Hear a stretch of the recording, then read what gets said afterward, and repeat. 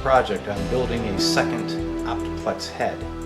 The first one, the dark wood one, you've seen in several of my videos.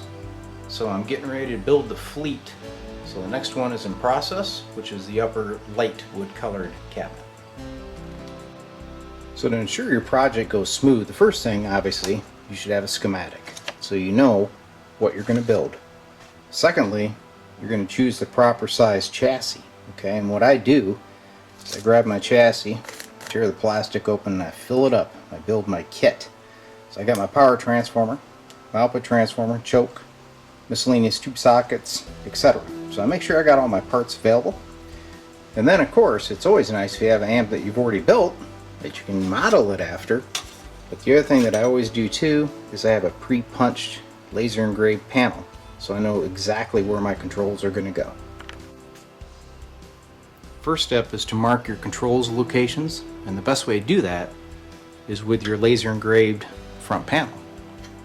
Pre-drill that, and that gives you the template to locate the holes for all your controls. So of course I use some C-clamps with some paper to protect my artwork. Don't want to mangle that in the process. So the control locations are marked and I've punched them.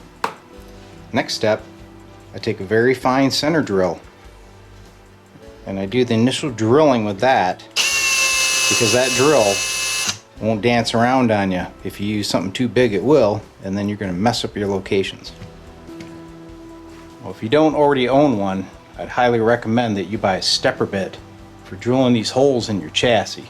Number one, it gives you great control because of the steps. For example, this control falls right in here, so you don't want to go in there yet. And the stepper bit will allow fine adjustment and get them right the first time. Alright, another thing that I do here at the shop is I don't use lock washers on my pots. I use the keyway. This little locking keyway is very handy.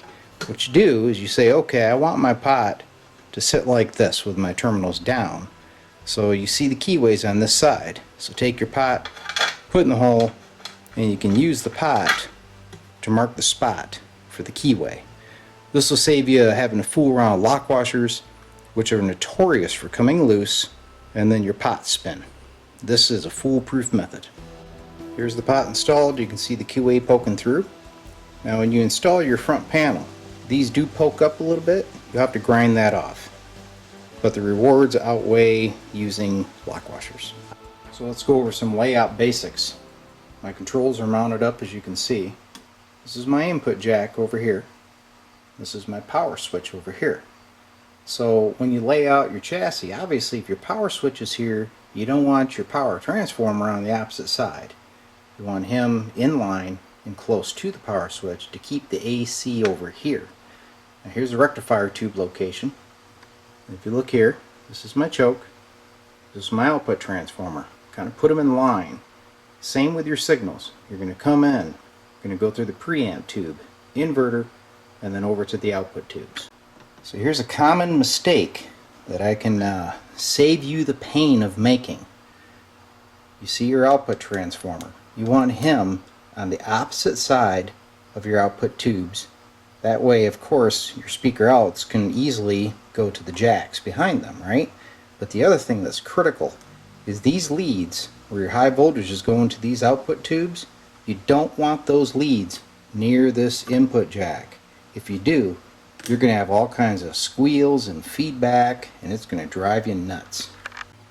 Alright, let's talk about the power transformer. You see I'm using an old style one here, and it has these metal end bell covers on them, okay? These are the best ones to use. There's two reasons. Number one, this mounts above the chassis, so you don't have to drill and mill a hole here for it to mount.